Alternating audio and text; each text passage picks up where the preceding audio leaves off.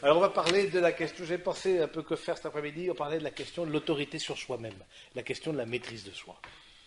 Parce que c'est quelque chose que l'on n'aborde pas beaucoup. Donc on a plus parlé de la question de l'autorité sur les autres, on a vu l'importance de reconnaître l'autorité de Dieu, l'importance de voir l'autorité comme un service, à la manière de Jésus, hein, que l'autorité, on est des dépositaires, hein, on n'est pas comme propriétaires, on agit comme ceux qui agissent au nom d'un autre, qui auront des comptes à rendre, donc ça implique une certaine limite. Mais aussi, on a un peu évoqué, mais ça me paraît important de l'approfondir, la question de la maîtrise de soi. On n'en parle pas beaucoup, je trouve. C'est pas quelque chose de si courant, la maîtrise de soi, et à la lumière justement de la parole de Dieu. La première chose qu'on peut dire, c'est que la maîtrise de soi est un don de l'Esprit Saint. Être maître de soi-même, voilà la manière d'agir de celui qui est sous l'action de l'Esprit Saint. C'est pour ça qu'il y a des gens, bien souvent on se dit, mais comment est-ce que je sais si l'Esprit Saint, parce que l'Esprit Saint, bon, je ne sais pas si vous l'avez vu, mais a priori nul ne l'a jamais vu puisqu'il est esprit, comment est-ce que je sais que je suis dans la mouvance de l'Esprit Saint, comment? Eh bien, c'est ce que nous dit Saint Paul, ça nous aide à découvrir, est-ce qu'on agit ou non sous la motion de l'Esprit Saint. Alors, amour, joie, paix, patience, bonté, bienveillance, foi, humilité, maîtrise de soi. C'est les dons, hein, les fruits de l'Esprit Saint. Hein. C'est la manière d'agir. Donc on voit, à partir de la manière dont on a d'agir, on voit qu'est-ce qui nous meut intérieurement. Hein. Et ça, c'est... Et Saint Paul fait évidemment la comparaison avec ceux qui se laissent aller à leur passion, hein, jalousie, colère, envie, beuverie, gloutonnerie, autre chose du même genre. Ça, c'est ceux qui agissent, hein, selon la chair. La chair, pour Saint Paul, c'est important de se restituer. La chair, c'est pas simplement le charnel ou les questions sensuelles ou que sais-je. La chair, c'est ce qui s'oppose à l'esprit. Donc, l'esprit de domination fait partie de la chair, même si c'est quelque chose de plus spirituel, on pourrait dire. Hein. L'orgueil fait partie de la chair pour Paul. Hein. C'est ce que Jean appellera le monde. Le monde ne m'a pas connu. Ça veut dire que ceux qui ne sont pas dans l'esprit du Seigneur, hein, qui ne sont pas mus par l'Évangile. Donc c'est important de voir les fruits de l'Esprit Saint, de dire que dans notre vie, l'Esprit de Dieu agit et il produit des fruits. Et donc, comme dit Jésus, on reconnaît l'arbre à son fruit. Donc regardons dans nos vies quel est le fruit que nous produisons. Mais aussi, je trouve ça beau, c'est que de faire découvrir à d'autres personnes qu'au fond, il y a l'Esprit Saint qui travaille leur cœur, même si ces personnes-là n'en sont pas forcément conscientes. Parce que leur manière d'agir, ça prouve que c'est l'Esprit de Dieu qui agit dans leur cœur. On va parler surtout du fruit de la maîtrise de soi. On disait ce matin l'importance d'une autorité sur soi-même. L'autorité sur soi-même, c'est la maîtrise de soi. À quoi ça se remarque et comment ça se construit? Parce que c'est, j'allais dire, la source de tout. Avant peut-être d'aller dans ce sens-là, rappelez ce que dit Saint Paul. Il y a un combat spirituel. Celui qui veut vivre l'autorité sur lui-même ou sur l'autorité sur les autres a un combat spirituel. Et c'est ce que dit Paul. Hein. Les tendances de la chair s'opposent à l'esprit et les tendances de l'esprit s'opposent à la chair. Donc, soyons conscients que si l'on veut aller dans le chemin de l'Évangile, de toute façon, il y aura un moment donné où on verra comme une tentation. Là, je vous rappelle, c'est la lettre aux Galates. Hein, j'ai lu la lettre aux Galates, chapitre 5, versets 16 à 25. La lettre aux Galates. Hein, il dit, il y a et Saint Paul dira, malheureux homme que je suis, je ne fais pas le bien que je veux et je fais le mal que je ne veux pas. Mais c'est ce qu'on constate tous les jours. Hein, on voudrait faire le bien, on n'y arrive pas, on voudrait pas faire le mal et on le fait quand même. Parce qu'il dit en moi, il y a des tendances qui s'affrontent, ça c'est tout. Quoi. Donc celui qui veut rentrer dans une démarche spirituelle et de grandir dans l'autorité sur lui-même, dans la maîtrise de lui-même, va rentrer dans un combat intérieur. Hein. Et il y a fondamentalement trois choses qui font obstacle à cette maîtrise de soi. C'est les trois formes d'orgueil, hein, ce qu'on appelle l'orgueil de la chair, l'orgueil des richesses, l'orgueil de l'esprit. C'est les trois formes aussi qui s'opposent à la manière d'exercer l'autorité selon l'Évangile. Que celui qui a l'autorité veut le mettre au service de la chair, au service de ses richesses, au service de l'esprit, dans le sens d'une domination sur l'autre, d'une emprise sur l'autre.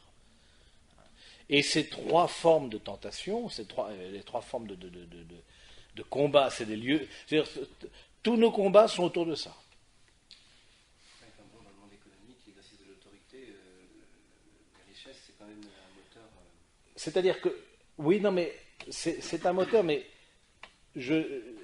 là, c'est pas dans ce sens-là, c'est de dire, je veux asservir l'autre grâce à mes propres richesses. Qu'une entreprise fasse du bénéfice, c'est comme si on s'arrêtait de respirer, je veux dire, ça fait partie de la logique. Mais c'est plutôt de dire, c'est l'orgueil, c'est avec l'entreprise ou à l'extérieur, c'est pas forcément avec l'entreprise, mais je veux par ma richesse asservir. C'est plutôt dans ce sens-là. Je veux dominer par ma richesse. Je veux, alors que l'entreprise offre un service qui doit être lui rémunéré, etc. Ça, c'est la logique des choses, c'est tout à fait normal. Mais là, ça part de dire, au fond, avec l'argent, je peux assouvir toutes mes passions. Quoi. Et donc, il paraît que c'est les trois tentations du Christ. Bien sûr. Il paraît que c'est ça. Mais bien sûr. C'est les trois tentations du Christ. Le pain pour l'orgueil de la chair. Il te montre tous les royaumes, ça c'est les richesses. Il l'emmène au sommet du temple, jette-toi de ce temple, c'est l'orgueil, c'est-à-dire être au-dessus, se mettre à la place de Dieu. Et c'est les trois vœux religieux: pauvreté, chasteté, obéissance. Oui, c'est parce qu'il y a tout en. On peut très bien dire, si on veut se confesser, comme une ligne qui peut nous aider, qu'est-ce que j'ai fait par rapport à l'orgueil de la chair, à l'orgueil de l'esprit, à l'orgueil des richesses. Est-ce que j'ai, à niveau personnel, comment est-ce que j'ai... Alors, il faut voir que dans la manière, justement, la conduite sous l'esprit de Dieu, vivre sous la conduite de l'esprit de Dieu, ça veut dire renoncer, disons, lutter contre ces trois tendances qui sont en nous. Et tous les péchés sont ordonnés autour de ces trois trucs. Puis on n'a rien inventé de nouveau sous le soleil. Il y a l'Internet, il y a tout ce que tu veux, mais il n'y a rien de nouveau sous le soleil. De ce côté-là, les moyens sont peut-être plus accessibles, sont plus rapides, sont je ne sais pas quoi. Mais en termes de péché, on n'a rien inventé de nouveau. Donc, non, mais c'est vrai. Mais non, mais il y a un manque. Mais voilà. Il y a un manque de créativité, mais c'est vrai, dans le péché, il n'y a pas de créativité. C'est vrai parce une fois qu'on a fait le mal, il y a la diffusion qui est plus importante, c'est vrai, mais bref. Donc toujours est-il là, par rapport et donc la maîtrise de soi, c'est aussi par rapport à ces trois points. Par rapport à ces trois points. Demander que le Seigneur nous aide à nous maîtriser dans l'utilisation des richesses, par exemple. Dans l'utilisation de notre intelligence et dans l'utilisation de tout ce qui est plus corporel, lié à la satisfaction immédiate, au plaisir charnel, que ce soit dans l'alcool, que ce soit dans la nourriture, que ce soit dans la partie sexuelle. C'est des lieux de combat de sainteté aussi, c'est des lieux de sainteté, c'est pas... Il faut arrêter de croire que c'est inné. C'est pas inné, je veux dire. L'homme, lui, il se construit. Il n'y a pratiquement rien d'inné, oui, les fonctions biologiques, on n'a pas besoin de les construire parce qu'elles se font sans nous. Mais tout le reste, on doit le faire. Et c'est tout le rôle de l'éducation. Donc voilà, c'est Saint Paul qui parle aux Galates, qui parle des fruits de l'Esprit Saint. Alors il y a trois sources, on peut dire, trois critères par rapport à la maîtrise de soi-même. Premièrement, l'égalité d'esprit. Deuxièmement, la maîtrise dans les décisions. Et troisièmement, bon jugement des événements et des personnes. Donc on va détailler ça. Donc on a égalité d'esprit, prudence dans les décisions, bon jugement sur les événements et les personnes. Qui sont le signe au fond d'une maturité. Maîtrise de soi, c'est maturité. C'est d'autres manières de dire les choses. Et quelqu'un de mûr pourra exercer l'autorité avec plus de facilité, tant pour lui-même que pour les autres, du reste. Donc, alors, d'abord, l'égalité d'esprit. Ça veut dire quoi? Ça veut dire que c'est vrai qu'on découvre à l'intérieur de nous-mêmes, dans nos manières d'agir, de réagir, dans nos émotions, beaucoup de variabilité. Dans notre caractère, on ne sait pas pourquoi on se lève grincheux, on ne sait pas pourquoi on est nerveux, tout nous agace, on ne sait pas pourquoi on est de bonne humeur et optimiste. Bon, vous voyez, toute cette partie émotionnelle, on peut dire, hein, affective, hein, d'une certaine manière, hein, qui a à voir avec l'égalité, le caractère, hein, fait qu'elle doit être guidée. Cette partie affective, il ne faut pas la nier, hein, mais à nous de la guider. Et qu'est-ce qui va guider cette partie de l'affectivité? Sinon notre intelligence. C'est notre intelligence qui va nous permettre de remettre les choses dans leur finalité. Est-ce qu'il est juste que je fasse passer aux autres mes propres humeurs, par exemple? Est-ce que c'est juste d'avoir une telle ou antipathie ou sympathie qui est peut-être excessive? Donc c'est l'intelligence qui va me permettre de découvrir le juste milieu, hein, dans ces choses, dans la partie d'égalité d'esprit. Et surtout dans cette question-là, attention à l'imagination. L'imagination est une force en nous. Elle est bonne si on l'oriente vers des bonnes choses, elle est mauvaise si on l'oriente vers des mauvaises choses, donc ça c'est pas très sorcier. Mais attention à l'imagination qui peut justement nous faire, dans l'exercice de l'autorité, dans l'exercice de la maîtrise de soi, nous faire déconnecter du réel. On peut dire que celui est mûr, celui qui adhère à la réalité, à sa propre réalité, à la réalité de l'autre. Et ça, c'est pas si facile. Ça rapporte les sentiments, faire Oui. attention aux sentiments. Non, il ne faut pas que mes sentiments prennent le dessus. Ce n'est pas mes sentiments de me faire agir. Sur les décisions. On verra ensuite la prise. Les sentiments, ils sont là. Il ne faut pas les étouffer. Non, ils sont là. Mais ce n'est pas eux qui ont les gouvernails. Celle qui a le gouvernail, c'est l'intelligence dans notre personne humaine. Ce n'est pas les sentiments. D'où la grande difficulté aujourd'hui, hein, avec une société qui se base beaucoup sur les sentiments, sur l'affectif, sur l'émotion. Tu le sens pas, etc. Du coup, on est manipulable. Mais après, il n'y a pas que des intelligences rationnelles. Hein. Oui, ensuite, il y a d'autres formes d'intelligence, par exemple intuitive, etc. L'intelligence, l'intelligence, c'est pas l'érudition. C'est pas pareil. C'est pas d'avoir 18 au bac. C'est pas ça. C'est une faculté. Il y a des personnes c'est une faculté d'adhérer au réel. C'est ça. La vérité, c'est quand l'intelligence, elle est en lien avec le réel. Donc, on peut avoir une grande intelligence des situations, des choses, sans avoir une intelligence, on peut dire, académique. Mais bon, nous, en France, en général, on sanctionne plutôt par la partie académique. Mais bon, ça ne veut pas dire qu'ils sont tout le temps déconnectés des choses. Mais c'est important de dire, au fond, d'éduquer, rendre intelligent, c'est faire que la personne soit de plus en plus en lien avec le réel. Je dis ça pour l'éducation. Et donc, l'intelligence, ça va servir à quoi? À prendre un certain recul par rapport aux événements et à mes émotions. Tiens, je ressens, je sais pas quoi, de l'agressivité en moi. Ça, c'est des émotions. Elles sont ni bonnes ni mauvaises. C'est une émotion, point. En elle-même, l'émotion n'a pas elle n'est ni bonne ni mauvaise. Tout dépend de ce que j'en fais. Je ressens. Je dis, mais tiens, je ressens face à telle personne de l'agressivité. Ça peut arriver. Est-ce que je vais me laisser aller à mes passions, hein, comme disait Saint Paul ce matin, hein, ils se laissent aller à leurs passions. Ils cherchent partout des maîtres. Est-ce que je me laisse aller à mes passions? Ou est-ce qu'au fond, je vais me raisonner et je vais dire, mais est-ce que cette agressivité, pourquoi est-ce que ça me rend agressif? Et ce sera tout le travail de l'intelligence qui va me faire prendre conscience, au fond, que mes émotions, elles sont là, je les vois, mais c'est pas ça qui va me faire agir. Ça, c'est... Oui. Il y a des méthodes, justement, quand on sent que la moutarde nous confondait, Ben, c'est un peu chacun, moi je ne vais pas vraiment, mais je crois que c'est à chacun de dire, ben, est-ce que bon, je ne sais pas quoi, j'arrête de discuter, je vais faire un tour dehors, oui, je change de chaîne, on zappe, et puis non mais ensuite je crois que c'est à chacun, la manière, S'il y avait des techniques, je pense que ça se saurait, mais non, j'en sais rien. Mais à la manière, la manière, je crois que chacun dit, oh là. Et puis ça s'exerce. Puis parfois on échoue une fois, puis l'autre fois on est plus maître de soi. Et par rapport à parfois des agacements, c'est souvent des trucs comme ça. C'est bah, ça de mettre au départ. Bah, bien sûr. Mais de dire, au fond, qu'est-ce que. Et je dis ça par rapport à l'exercice de. Lâche, ça aide. Pourquoi tu le regardes?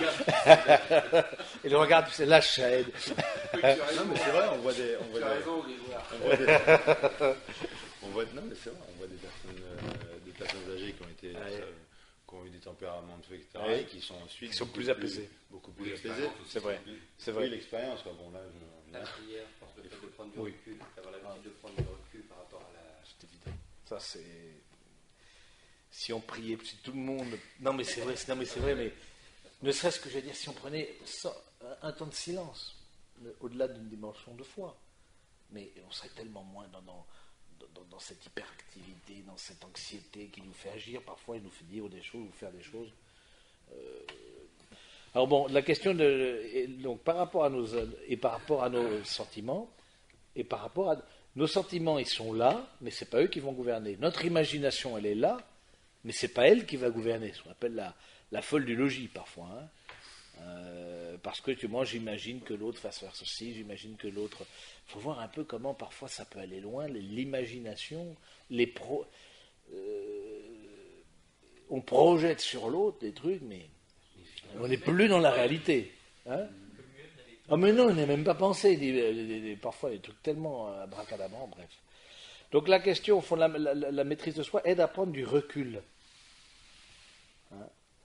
Ça consiste en la matière à l'acceptation de la réalité, de ma propre réalité, l'accueil de ma propre réalité. Et c'est vrai que cette forme de maîtrise de soi, de toute façon, ça ne se fait pas sans une certaine souffrance. C'est, j'allais dire, c'est une certaine pénibilité. Donc on n'arrivera pas à un exercice de l'autorité sur nous-mêmes et sur les autres sans une certaine pénibilité, ça faut se le dire. C'est quelque chose qui est pénible, je veux dire, qui est pénible à notre nature. Bon, ça on s'en rend compte tous les jours. On avait une conversation juste avant là, sur justement disons la psychanalyse qui fait qu'on va très loin dans la découverte de soi-même et dans la compréhension de soi-même, etc. Et savoir est-ce que c'est bon d'aller aussi loin que ça pour faire ressortir peut-être des choses qui sont... Je crois que ça peut être un bien, mais il faut aussi accepter qu'on est imparfait. Et qu'est-ce qu'on en fait après? Alors si... Je crois que ça peut servir. Il y a des choses qui sont ensuite... on se fait des nœuds dans la tête après, puis on a un certain nombre... Mais à un moment donné, le fait de savoir ne va pas faire que je vais changer. Je peux très bien savoir, je sais pas quoi, j'ai peur de ceci parce qu'un jour j'étais enfermé dans le noir et que mes parents m'ont abandonné une nuit, je sais pas quoi, et puis maintenant dès que je suis enfermé dans quelque part, je suis claustro, bon, maintenant je sais, et ensuite ça permet quand même de canaliser ses émotions, de savoir d'où elles viennent. Savoir d'où elles viennent, mais je crois que c'est bien, je crois que c'est un travail de l'intelligence, ça pour le coup, pour aider à découvrir.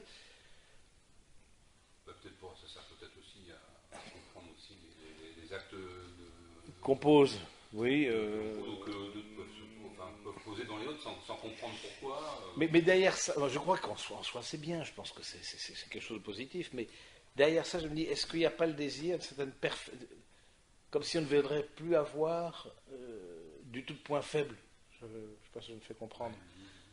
Vous voyez ce que je veux dire? C'est la recherche de la perfection. Une certaine perfection, comme si je voudrais une certaine impeccabilité. Et oui. Ah bon, en sachant quand même que des fois il y a des choses pour lesquelles il faut trouver des explications. Il y a mais c'est quand elles prennent trop d'importance. Oui, quand elles prennent trop d'importance, certainement. Mais en même temps, ça remet de se dire, même si je sais, mais parfois je n'y arrive pas. Et ça, je crois aussi, on en fait qu'on a eu l'affaire à un psychologue, etc., et qu'on a vu un certain nombre de choses qui expliquent nos manières de réagir. on peut savoir, et c'est là où on se remet humblement sous la main du Seigneur, on dit, au moins je sais où demander la grâce, ça c'est important je trouve. Je dis, là c'est là, ça vient de là. Déjà rien que ça. Ça peut enchaîner de Oui. petits cercles vertueux. Tout à fait, tout à fait. Grignoter. Tout en sachant qu'on n'arrivera pas à une impeccabilité. Parce que sinon ça pourrait nous décourager. C'est-à-dire que c'est du domaine de l'aide. Il faut s'arrêter au bout d'un moment, De dire, voilà, je suis comme ça, et puis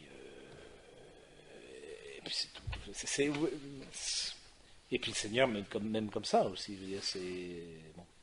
Donc on était l'égalité d'esprit. Alors il y a plusieurs comportements immatures par rapport à ça. Soit le fait d'être victime, soit le fait de culpabiliser les autres, soit un certain repli sur nous-mêmes, à cause parce que notre affectivité a été blessée, ou un côté susceptible.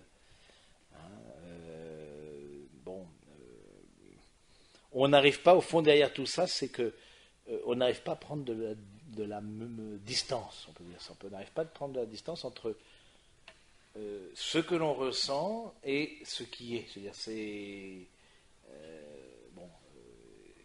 l'intelligence ne fait pas assez, d'une certaine manière, son travail. Donc là, le don de maîtrise de soi, ce sera le fruit de l'Esprit Saint, ça nous aidera justement à prendre une juste mesure des choses, une juste distance, une certaine égalité d'humeur. Le deuxième point, c'est le fait... Oui. La maîtrise de soi, ça, ce sont les sources de la maîtrise de soi. C'est la maîtrise de soi qui nous amène à ces trois sources. Ça, c'est les trois manières dont s'exprime la maîtrise de soi. Ah oui, mais alors si c'est la maîtrise de soi qui nous amène l'égalité d'esprit et l'égalité d'esprit qui nous amène la maîtrise de soi, c'est pareil, c'est un peu difficile de prendre le train en main à un niveau. Oui.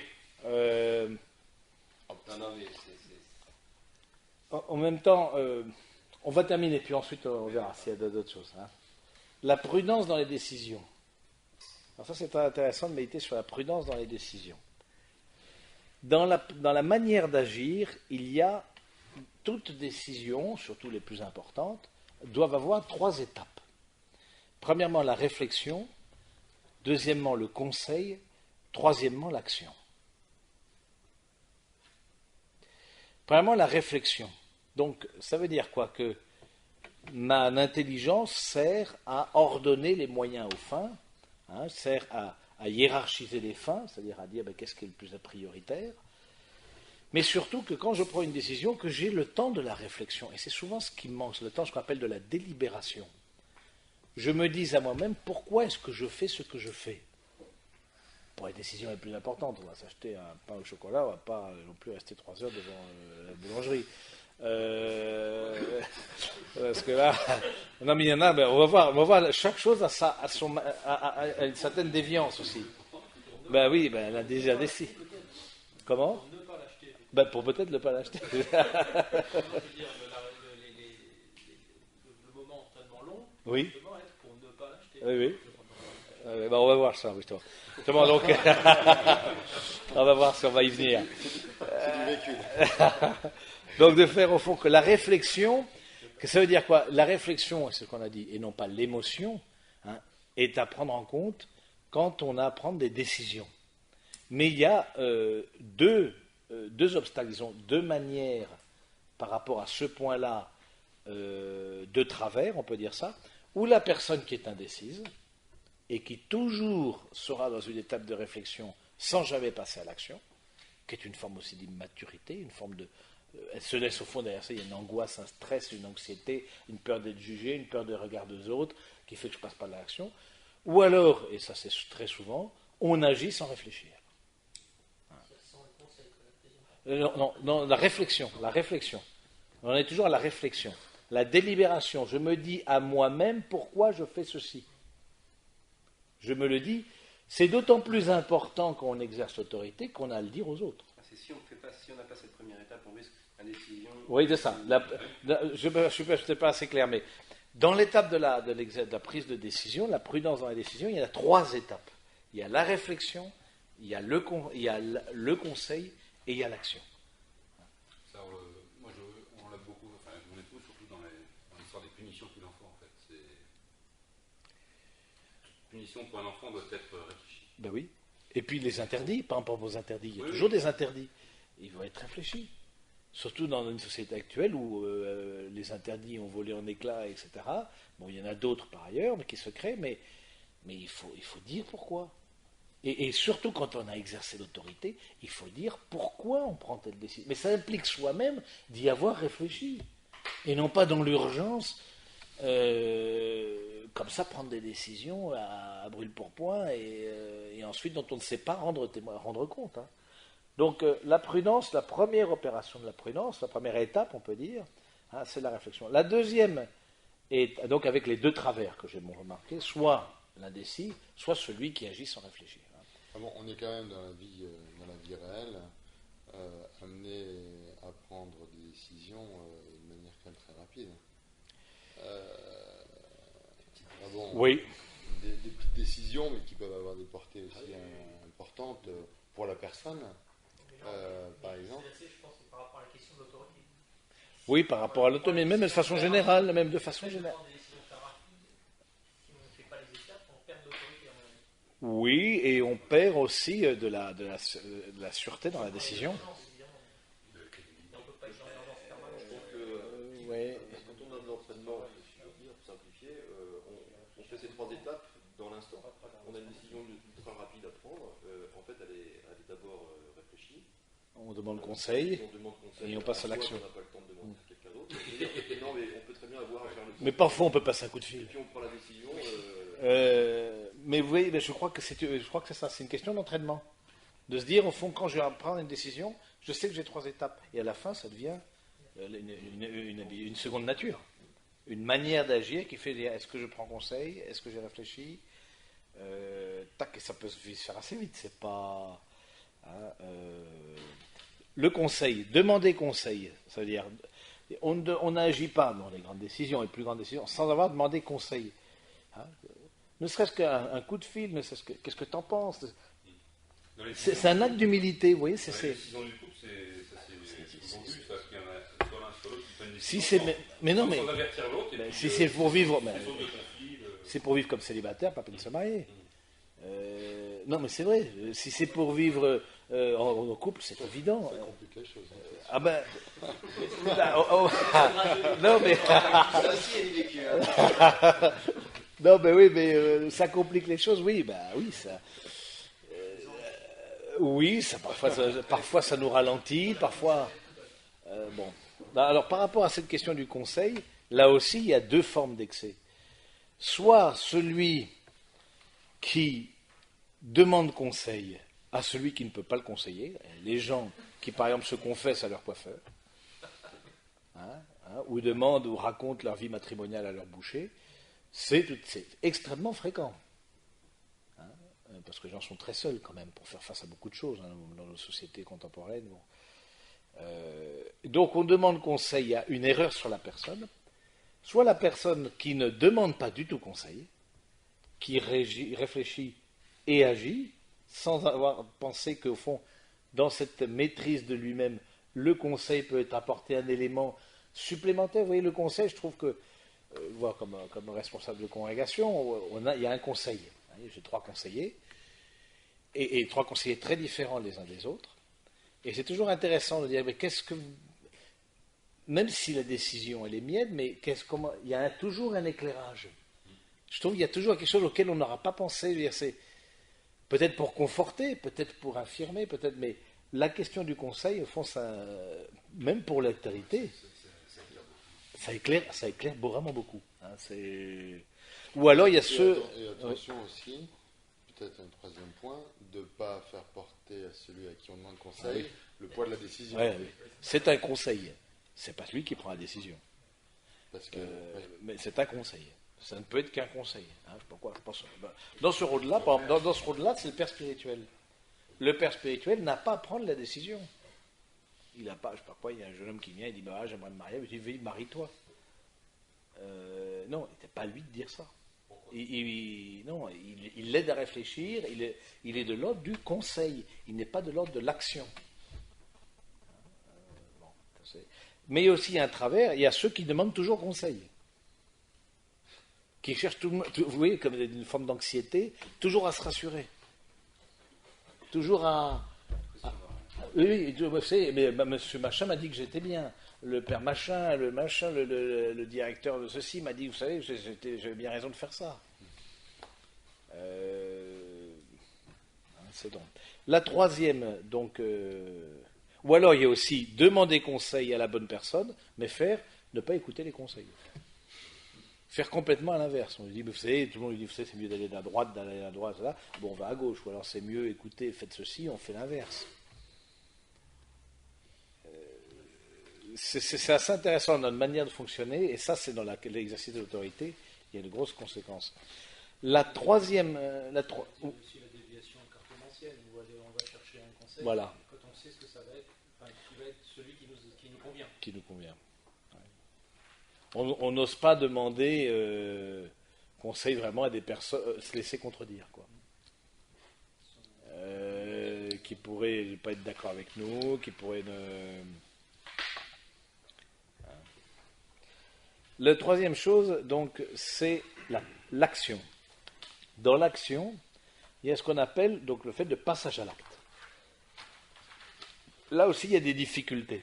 Premièrement, il y a celui qui est velléitaire, qui ne passe jamais à l'acte. Celui qui n'est pas non plus persévérant, qui commence, mais dès qu'il voit qu'il y a des inconvénients, tac, il s'arrête. Et pourquoi ça ? Parce que bien souvent, il n'a pas assez pris le temps de la réflexion. Parce qu'il faut voir que même au cours d'une action, j'ai plusieurs fois à réfléchir.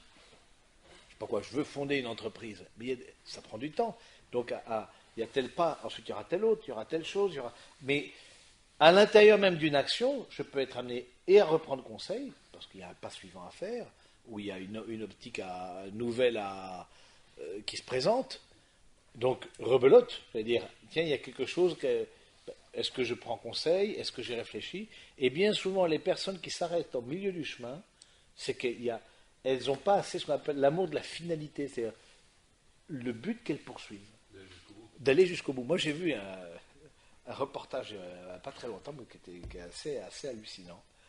Et ça m'a pas mal servi, ça pouvait paraître un peu fou. Un type, il était en Lorraine, et il a décidé de construire lui-même un bateau.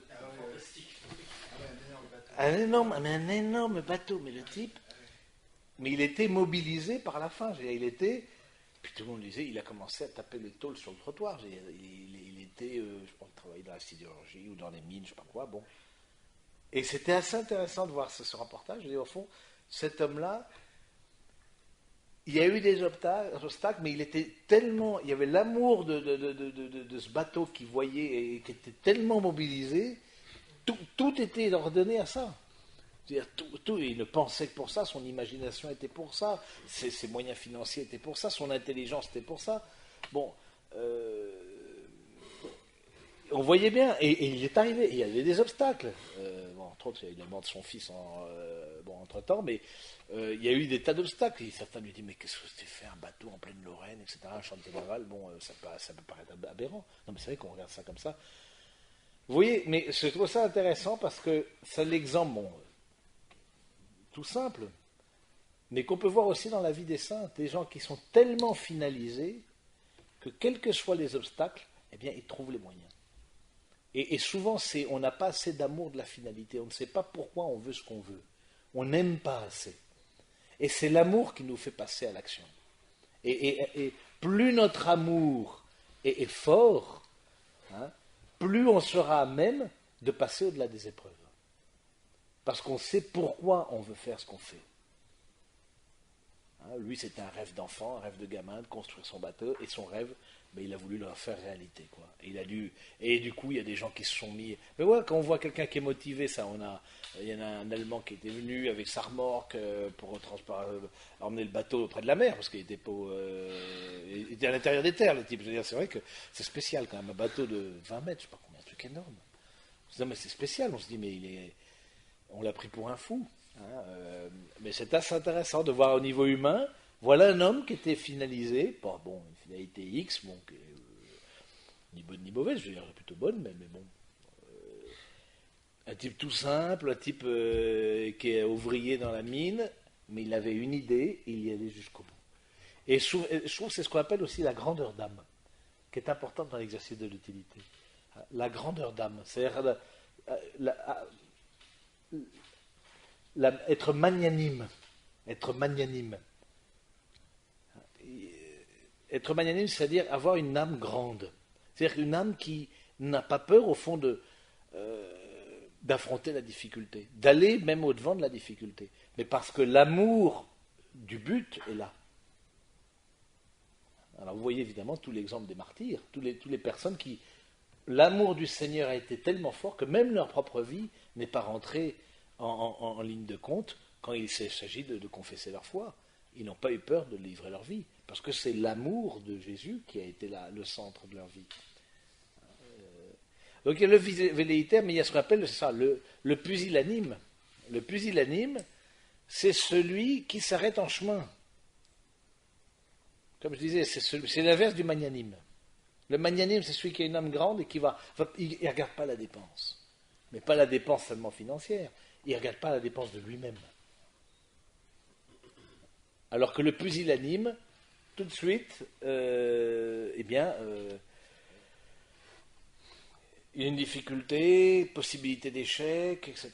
Oh là, tac, tac, tac, tac. Bon, je fais marche arrière parce que là, ça peut... ça sent le roussi, etc. Je vais plutôt faire autre chose. Parce que derrière ça, je trouve l'exemple de Jésus, justement, est clair, cette partie-là. Jésus qui a aimé notre humanité jusqu'à se donner pour elle. Hein, l'exemple du Seigneur, c'est ma vie, nul ne la prend, c'est moi qui la donne. Donc on voit que le fait d'agir, c'est vraiment l'amour qui nous meut intérieurement, qui nous pousse à. Et je trouve qu'on n'éduque pas assez les volontés en général.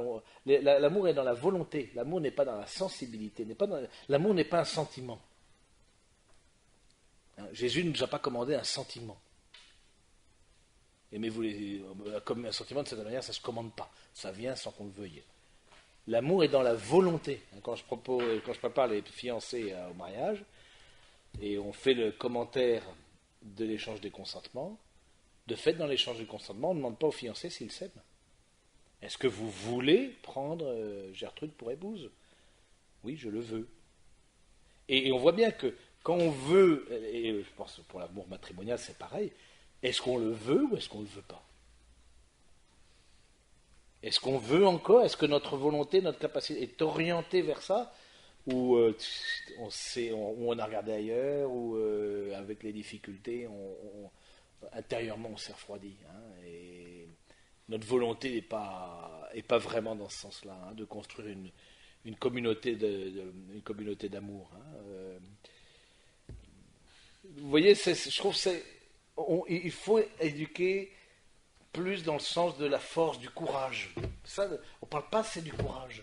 Ça même parfois ça devient ridicule parce que les gens mais je trouve qu'il faut éduquer au courage. Le courage qui est une manifestation de l'amour. C'est parce que j'aime que je suis capable de dépasser les épreuves, même d'aller à la rencontre des épreuves. Et cet homme-là, qui a construit son bateau, il n'a pas eu peur d'être ridicule. Les autres, ils disent c'est un fou, c'est un malade. Il n'a pas eu peur d'être ridicule. Hein? Oui. Je me rappelle un père Marie-Dominique Philippe, je pense à l'éducation, ça m'a marqué, parce que j'étais peut-être pas encore papa. Oui. Et il disait que c'était plus important pour lui d'éduquer d'abord les enfants à être forts qu'au bien. Ah oui. Ça m'avait marqué, parce que c'est vrai qu'on n'entend pas souvent. Non. Mais d'abord. À la force. Parce que la force qui n'est pas la violence. Hein. Il est tiède. Ouais, ben oui. Mais c'est sûr. Non, mais c'est vrai, c'est exactement ça. Et je crois que parfois, on n'est pas assez, que ton oui soit oui, que ton non soit non, le reste vient du démon. On n'est pas assez... à tout niveau. On n'aime pas assez, moi oui, peut-être bien que oui, peut-être mal que non, et puis ça me fatigue, et puis ça m'exerce, et puis ça me demande de... On n'aime pas assez la finalité, ce pourquoi, ce qu'on a choisi au fond. C'est là où je reviendrai sur l'histoire de la colère qui fait partie des mauvais... Oui. D'un autre côté, il y a aussi la colère qui peut être signe La colère, au fond, qui est... Oui, c'est... À la fois, elle peut être un désordre, Mais elle peut être signe de quelque chose de bon. de bon. Tout à fait. La colère qui peut être chose de bon, qui n'est pas, oui, mais qui n'est pas une colère qui... Je peux décider, je me mets en colère. Je peux très bien le décider. Donc la colère qui n'est pas forcément contre la maîtrise de soi. Je peux tout à fait, parce qu'il y a un mal en face de moi et ce mal je veux l'éviter, me mettre en colère. Ou parce qu'il y a un bien à défendre et je me mets en colère parce que c'est ma famille, parce que c'est ceci, parce que... Et là, je peux hausser le ton de la voix. Oui, mais vous voyez, c'est cette maîtrise qui est un don de l'Esprit Saint, hein, et un fruit de l'Esprit Saint en nous. Donc je pensais à la question de l'action. Donc la prudence, on a la réflexion, le conseil, l'action, avec les différentes difficultés qu'on peut rencontrer ou les... ou par exemple dans l'action, il y a une difficulté qui peut être rencontrée, on n'ose pas dire non. On n'ose pas dire non. Vous savez, comme prêtre, vu le manque de prêtres, on passe son temps à dire non. On nous demandé ceci, on nous demande par là, on nous demande parler, bon, on nous demande de partout. Et on n'est pas les seuls dans le cas. Et puis un prêtre en paroisse, j'ose même pas y penser. Ils sont tout le temps sollicités. Agir, ça peut être aussi dire non. Est-ce que la force... Mais je sais pourquoi je dis non. C'est-à-dire que j'ai pu mettre une priorité dans mes actions. Je n'ai 24 heures dans ma journée. Hein, et dire quelle est la priorité? Quelles sont les priorités? Moi, j'ai pris un peu ce système-là, mais bon, qui vaut ce qui vaut. Mais le fait de penser, par exemple, son agenda, vous voyez, de prier. Moi, souvent, le matin, en temps de prière, j'ouvre mon agenda, je vois qu'est-ce que j'ai dans la journée, qui je vais rencontrer, c'est l'occasion de prier pour les personnes que je vais rencontrer. Un peu de mettre de l'ordre dans mes idées, de remettre ça sous le regard du Seigneur, de demander au Seigneur sa grâce pour les rencontres que je vais avoir. Et quand je suis en train de faire mon agenda, de dire qu'est-ce qui est prioritaire. Mais vous voyez, on est tellement dans l'immédiateté, on est tellement peu dans la réflexion. Et vous voyez, donc c'est pas la réflexion dans le sens académique, hein, c'est vraiment une vraie exercice de l'intelligence qui sait mettre les priorités au fond. Hein. Et qui sait mettre Dieu à sa place. Ça fait partie évidemment des priorités. Troisième point, qui est un des signes, ou un des chemins vers la maîtrise de soi, c'est bon jugement des événements et des personnes. Il y a parfois une attitude intérieure qui fait que par rapport aux événements, justement, on n'arrive pas à prendre une distance par rapport aux événements et donc ça fait qu'on va donner à un événement une importance beaucoup trop grande et à croire que notre vie se résume à tel événement. Je vois ça dans l'accompagnement spirituel. Parfois, on est obligé de dire, mais bon, mais vous avez autre chose dans votre vie. Il y a eu cet événement, souvent douloureux, difficile à vivre, mais vous avez quand même eu autre chose dans votre vie. Vous n'êtes pas résumé qu'à ça. Donc, donner à l'événement sa juste mesure, c'est-à-dire que je le vois comme à la fois bon, je le reçois de la main du Seigneur, tel événement, bon, telle blessure, telle difficulté, je l'accueille. Mais en même temps, ce n'est pas ça qui va me déterminer. Il n'y a pas que ça. Ça peut m'influencer dans ma manière d'agir, mais de même par rapport aux personnes. Il y a parfois un risque d'être trop fusionnel avec les personnes, d'avoir un rapport trop dans l'affectif, dans le sens, ça ne veut pas dire qu'il ne faut pas aimer, même tendrement, même bon, avec de l'affection, avoir de l'affection pour les uns et les autres, mais c'est avoir cette attitude intérieure de voir l'autre comme différent de moi, et donc je n'ai pas à être dans la fusion, je n'ai pas à demander à l'autre de me donner, on voit un peu ces adolescents, etc., ils sont toujours ensemble, toujours scotchés, ou à croire que c'est le signe de l'amour ou le signe de l'amitié. Bon, non, il faut sortir de la communion n'est pas la fusion. C'est pas la fusion, il n'y en a pas à être dans la fusion avec quelqu'un. Vous voyez ce que je veux dire dans la fusion, c'est comme si on n'était qu'un, d'une certaine manière, comme on fait tout ensemble, bon, c'est plutôt ado, mais parfois l'adolescence qui se prolonge un peu tard. C'est important parce que nous on a le cas avec une fille et en fait on a eu du mal à la retirer de cette personne. Oui. Il y a des personnes qui attirent. Qui ont l'ascendance sur les autres. Exactement. Exactement. Forcément- Et l'autre ne voit pas où est le problème. Et l'autre est heureux comme ça parce qu'en fait, il est pris en charge. Mais la personne est sous emprise. Ouais, Et elle ne s'en rend pas compte. Elle pensait qu'on l'a persécuté. Voilà, c'est ça. Tout à fait. Tout à fait. Mais les phénomènes d'emprise, c'est pas facile. Hein. C'est beaucoup plus fréquent qu'on ne le croit. Et oui, quand il y a une question spirituelle en plus qui se joue là, où c'est dans le cadre de l'Église, etc., c'est très très difficile. Hein, il faut. Je n'ai pas à mélanger les choses. Je n'ai pas à mélanger mon être avec l'autre. C'est pas possible. Je n'ai pas à mélanger ma personne avec l'autre. Je vais pas demander à l'autre de me faire exister. Ça c'est de l'idolâtrie. Hein. C'est ce que dit saint Paul. Hein. Idolâtrie, sorcellerie, haine. Ben voilà, ça c'est agir selon la chair. Parce que c'est vrai, c'est un côté plus commode. L'autre dessine à ma place, surtout si c'est quelqu'un qui a de l'aura, quelqu'un qui a un ascendant, quelqu'un qui est reconnu. Vous savez, moi je suis le truc, on est comme les deux doigts de la main. Du coup, vous voyez, ça me donne une existence. Ça, c'est pas de Dieu. Ça, c'est pas de Dieu. Du coup, je pense aussi à un truc qui est important, mais quelqu'un est venu me voir, mais il n'est pas venu me voir après. Mais une entreprise chrétienne. Oui, évidemment, je n'ai pas dit ce qu'il attendait. Mais une entreprise chrétienne. Il me dit, voilà, j'ai fait une entreprise chrétienne. Bon, c'était on prie le matin avec mes collaborateurs, etc. Ah, moi j'ai halluciné, moi j'ai tiré le signal d'alarme. On n'a pas à mélanger les genres. Vous voyez, ça fait partie de ça. Ça fait qu'il y a une bonne perception des personnes. On dit, mais vous ne savez pas comment ça les fait grandir, etc. Oui, certainement, mais je pense à l'entreprise, elle a aussi une limite. Elle doit pourvoir un certain nombre de choses, mais il y a un truc où elle n'a pas accès. Ça, c'est très très clair. Parce que, alors du coup, la personne est un peu, mais vous savez, j'ai demandé un conseil à Monseigneur machin, etc. Bon, si vous l'avez dit oui, allez-y, mais non, mais moi je dis non. Parce que, pour justement ça, pour la question de l'emprise. Parce que si on mêle en plus le matériel avec le spirituel, alors, attention les détonateurs. Vous avez des indices pour scinder, pour différencier la communion de la fusion? Oui. Est-ce que je suis capable de dire non à l'autre? Est-ce que je suis capable de le déplaire, de lui déplaire? Est-ce que je suis dans une attitude de culpabilité par rapport à l'autre? Je me sens coupable parce que je ne suis pas un gentil qui fait tout ce que le monsieur dit. Ça peut arriver. Elle est très... Toute personne qui est un peu allergique au conflit, elle se sent coupable vis-à-vis de toute personne qu'elle va... Oui, mais du coup, elle sera beaucoup plus sujette à être sous emprise.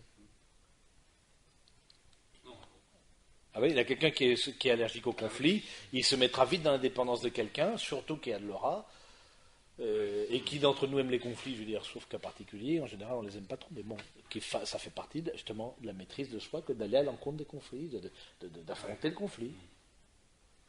Bonne distance par rapport, il y a des personnes avec qui il faut rentrer en conflit, sinon on manque de charité. La charité, c'est pas ne pas le conflit. Je veux dire, Jésus a créé un certain nombre de conflits. Je veux dire, autour de lui, regardez un peu les conflits qu'il a créés. Je veux dire, ça a mis un sacré bin, ça. Pour arriver. Non, mais la communion n'est pas la. J'ai à l'autre doit être autre que moi. Je n'ai pas à mélanger mon être avec l'autre. Je n'ai pas à demander à l'autre de me faire exister, de me sécurisé. Et ça peut arriver à l'étape adulte. Hein. On parle d'adolescents, mais c'est plus fréquent. Mais combien on voit toutes les questions des sectes. Toutes les questions des sectes. C'est pour ça, entre autres choses, pour que vous sachiez que dans une communauté religieuse, le supérieur ne confesse pas ses frères. Parce que je ne peux pas être à la fois dans la demande. Oui, mais bon...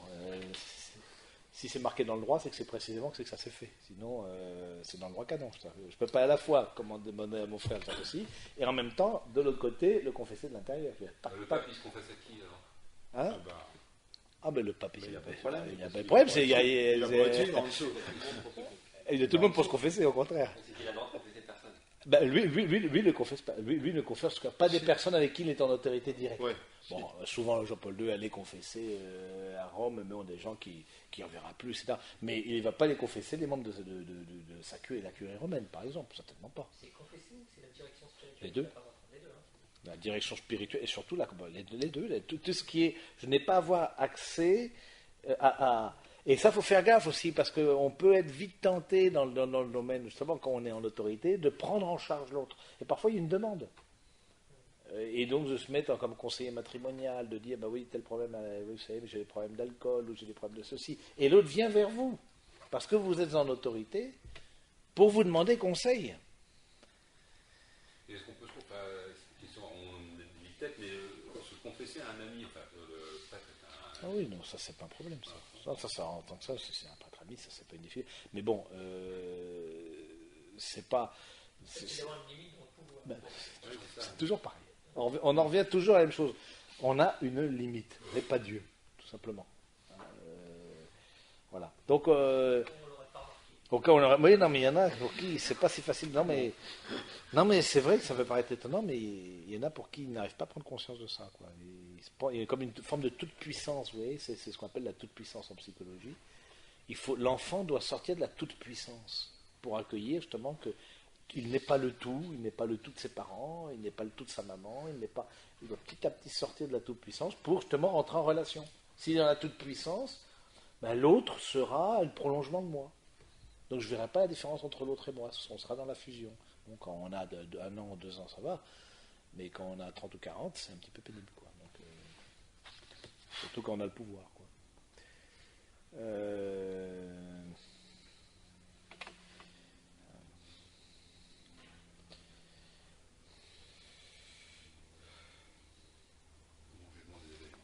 Bon jugement des événements, bon jugement des événements, bon jugement des personnes.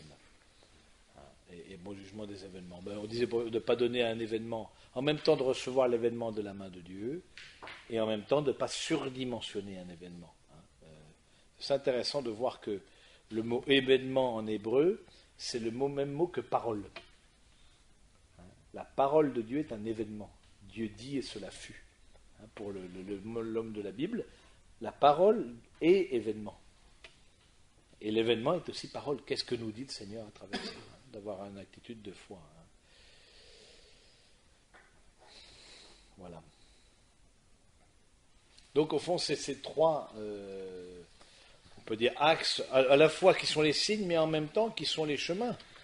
Parce qu'on ne peut pas dire qu'on est arrivé à la maturité, à la maîtrise de soi à un moment donné. C'est quelque chose, mais en même temps, à conquérir chaque jour, mais en même temps de dire à quoi je peux, sur quel point, sur quel point je peux travailler. Alors peut-être j'ai coché toutes les cases, mais sur quel point je peux travailler. Quel aspect des choses, que ce soit dans l'égalité d'esprit, que ce soit la prise de décision, que ce soit dans la bonne perception des événements ou des personnes, mais on a tous des choses justement où c'est pas forcément en place, quoi. Et donc ensuite au niveau de l'autorité, parce que quand même le thème de notre journée c'est l'autorité, parce qu'on n'a pas forcément une maîtrise de soi-même à travers ces aspects-là que je viens de citer, l'exercice de l'autorité sera plus difficile, parce que précisément donc on dit c'est d'abord une autorité sur soi-même, une maîtrise de soi, un travail sur soi-même. Et donc voyons aussi, même si ça a parfois un caractère pénible, mais voyons l'autorité comme une chance au fond, qui nous est donnée comme un service, comme une faveur, qui nous est donnée pour pouvoir déjà servir le bien de l'autre, mais aussi pour s'améliorer, pour se bonifier, mais c'est pas sans combat spirituel, c'est pas arrêtons de croire, il y a toute une mentalité de facilité, oui, mais la facilité ne rend pas l'homme heureux, ça rend pas l'homme heureux. C'est un mensonge, le bonheur n'est pas facile, il est possible mais il n'est pas facile, il y a une certaine pénibilité, une certaine voire souffrance, des choses à dépasser, parce que dans ma nature, il y a des gens qui sont très affectifs. Bon, les gens qui sont très affectifs, Évidemment, quand on leur dit égalité d'esprit, quand on leur dit d'affronter les conflits, quand on leur dit ça,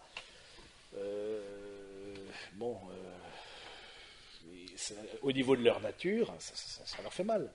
C'est douloureux. Mais si justement j'ai pas dans mon intelligence, dans mon cœur, quelque chose qui m'emmène un peu plus loin que la difficulté immédiate, ben je m'arrête à la difficulté, puis je suis comme un gamin, quoi, je ne grandis pas. Et donc j'aurai beaucoup plus de mal à exercer l'autorité ensuite.